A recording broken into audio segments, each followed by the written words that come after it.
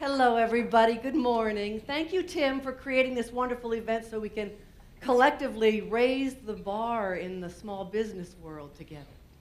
Well, today, this morning, I'm going to talk about how adversity rocks. Don't you just want to slap the person who stands up on a stage and audaciously asserts that adversity rocks? Give me a break. Adversity doesn't rock. Adversity stinks. It'll tear you up emotionally, break you down physically. It'll make you question spiritually. It hurts. It's expensive.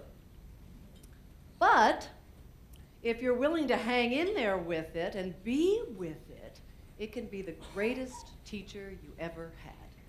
And it'll trump, in my opinion, any executive MBA or PhD program I might know of. So today, I'm going to share three short stories, about how I learned over the years to leverage adversity to my benefit. The first story, many, many years ago, my first career was a performing artist, and I decided I was going to take a year. I needed to learn to move better on stage. So I was going to dance. I went to Ohio State University. I was dancing, and I was waitressing on the side to make money. And I was also a runner, and I had hurt my knee running, so I couldn't waitress anymore, and I couldn't dance for a while, but I needed money. You know that as small business owners needed the cash flow. So I had to get really creative, and I thought, okay. Some of my friends were itinerant performers, jugglers, acrobats, musicians, dancers, clowns, and I had learned over the years how to juggle balls and clubs, and I even learned to juggle fire. So I got the crazy idea. I thought, okay, I've got to make some money. There is a 4th of July celebration coming up. I could hobble out on the field. There'll be people there. I've seen my street performer friends perform in front of crowds, pass the hat, and make, frankly, a lot of money for me at the time. So I was pretty ballsy, and I went out, got my little outfit on, and I started juggling balls. There's people around waiting for the fireworks to start. And I'm juggling the balls and the clubs and the fire, and people start to applaud. I'm a performer. I like applause, so I pass the hat, and they're putting money in. Well, soon enough, there's more people collect up on the hills, and hundreds of people now coming together for the 4th of July celebration. And I'm passing the hat, and I'm looking in thinking, oh my goodness, I'm not going to have to waitress for months. This is going to last me a couple of months. This is great. So I continue on, the balls, the clubs, the fire. So it started getting a little dark outside, and I was getting to the fire part. And I dropped a club. Well, that happens. I did what any good performer does. I picked up the club, and I started again, and again, boom, boom.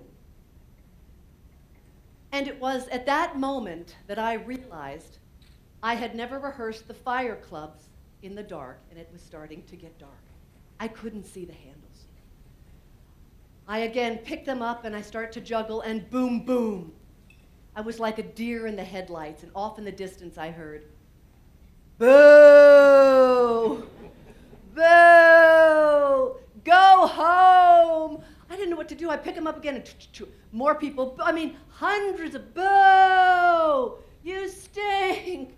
Suddenly there's this tall man standing next to me with a green beret. Honestly, I thought I was being arrested for performing so badly.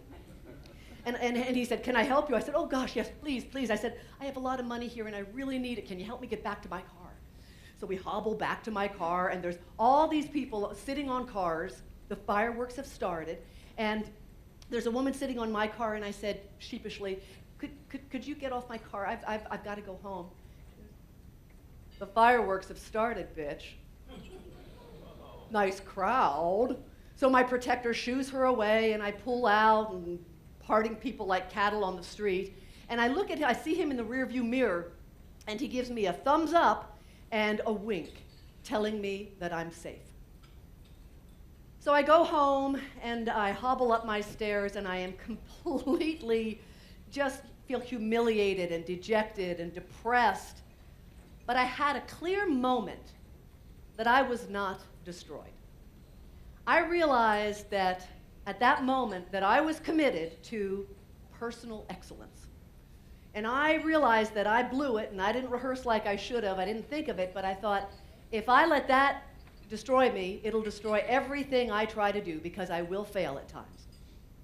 And I really started looking at the possibilities for how do I leverage adversity, and that the way I do anything is the way I do everything.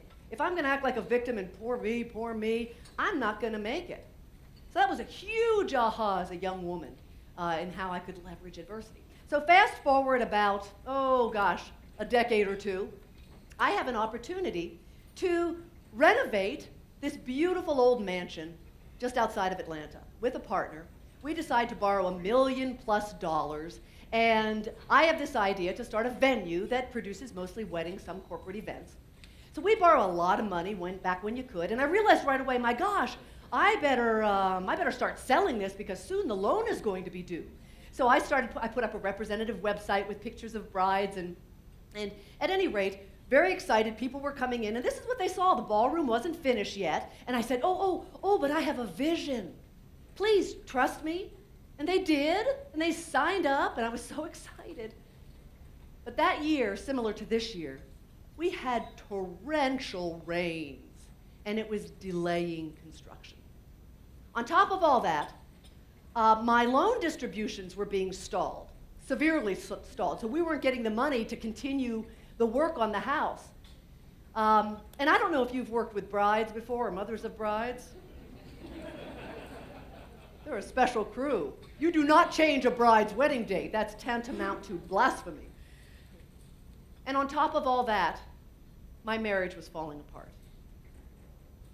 And I remember people coming up and saying to me, you've got to change the date, send them somewhere else, you're never going to open on time, you're never going to, all this blah, blah. And I remember thinking at one time, I cannot listen to that. I have got to move forward as if, despite the construction, I would open on time. So I started visualizing, what would it look like with the sign finished out front, the beautiful gardens? What would it look like with gorgeous tablecloths and centerpieces on the table? What would it look like with the staircase finished and all lit up and brides and grooms waving from the top? Or down by the fireplace saying their vows, out in the gardens, the ceremony gardens, or saying I do, kissing under the weeping willow tree that wasn't yet planted.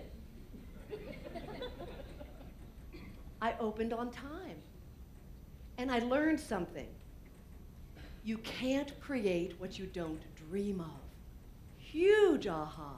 You can't create what you don't dream of. Just visualize it, and I was fortunate. I opened on time. And that priorities, we all say we have priorities, they're what you spend or they're what you invest your time in. And I changed to make my priorities on what the solution that I wanted. You're business owners, I know you all want your employees to focus on the solutions instead of all the reasons why it can't work. So that was a big leveraging of the adversity because we opened on time. So fast forward now, about 5-6 years, business is going well, and I yearly take what I call a personal growth sojourn, where I go somewhere in the world, and I took a 3-week trip. It was pretty neat. And I came back inspired and excited, and I came back to a $42,000 septic issue on my property that almost closed me down during the busiest season of my business. Also, I found out that the bank that had loaned me the $1 million+ was getting rid of all the loans in the hospitality business and in Georgia. And the 30 acres I was buying, separate loan with a partner, he unfortunately had to default because his business went belly up. And he said, you have to get rid of the land that we've been buying, or you have to buy it yourself. Our cash at the end of the month was $20,000. I needed $125,000. I had a payroll that was out of sight, the wrong people in charge, and I was working on a separate project outside of Carl House, and I was being sued over a ridiculous miscommunication. I was a little stressed. I remember waking up one morning, like I typically do. It was a Sunday morning, early 6 o'clock. I have a bunch of animals. I wake up, I feed all the animals, and I get a cup of coffee, and it was thundering and lightning. It was just early in the morning, and fed all the animals, got a cup of coffee, and I go back to my computer, and I'm in the bed, and I'm trying to figure this out. I'm so scared. I'm so out of ideas and stressed, and I remember my one dog, Ernie, who I adore, he wanted to be close to Mom, not his beautiful covered porch with all the cushions and the food. And I'm out there working, and it's raining, and it's thundering, and it's lightning. He's got this beautiful porch, and he's whining. And you know dogs, when they have that one pitch that they know is going to get you, it's that, ee! And he's whining, and I'm just so upset. And I look over at him, and I say, "Get out of the rain, you idiot!" Now, I do not talk to my animals that way. I do fundraisers for animals at my venue. I love my animals. I was flipping out, and I'm back working, and I could feel this fear, this anger. It wasn't anger. Anger's healthy. This was rage. I could feel this hopeless, helpless, powerless feeling, and he's still over there, and I pick up the computer, and I throw it down on my bed, and I walk around to the other porch. I open the door, and it's thundering and lightning, and I'm like yelling at Ernie, rah, rah, rah, rah, rah, and I'm cussing. I know I had brothers and all boy cousins. I know every cuss word under the sun, and I am letting her rip. Thunder, lightning, and then I just, I have this wherewithal that I'm flipping out, and I thankfully come inside to protect poor Ernie, and I'm pacing back and forth. I'm like, oh God, I am so lost. I am so scared. I haven't a clue what else to do. I am out of ideas. I have all these people who are depending on me, and brides and clients, and like a cliche, I actually fall to my knees. And I go, God, please help me. I don't know what else to do. And the phone rings. Now, I live out in the forest, and I have one neighbor who lives way over there and one who lives way over there. They have my phone number, my landline number, and the alarm company. That's it. Hello, this is BB. Hey, BB, honey, this is your neighbor, Carol. Everything all right over there? Mortified. Oh yes, Carol, everything's okay. I was just frustrated with Ernie, and oh honey, that's okay, sweetheart. We just heard a whole bunch of screaming. Wanted to make sure you're okay. I'm fine. And Carol, I'm so sorry about my bad language. Oh honey, we didn't hear anything but a bunch of screaming and a bunch of thunder, sweetheart. You blow off steam, honey. We're here if you need us. And she hangs up. And this big light bulb goes on. I'm like, we're here if you need us. It's so easy to remember the things we know when things are going well.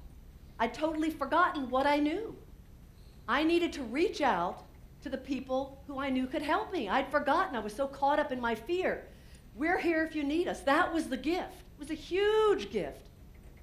And I remember in that month, I was able to as I changed my focus, I was able to reach out to the bank, and they were going to work with me. I had a perfect payment record until I could get another short-term loan, until I got a bigger bank loan. The cash flow went from $20,000 to $80,000, which was better, help us out. I was able to settle the lawsuit, the ridiculous lawsuit and mediation, and I fired the people who weren't working in my company. Oh, and you know what? It was interesting. When I said to people that I was going to try to get a loan, a short-term loan, they said, you will never get a loan in this economic climate. And I remember thinking, why in heaven's name would I set a goal with the thought of not achieving it? How preposterous would that be? I got the loan. So the big gift was reaching out to the people who could help me.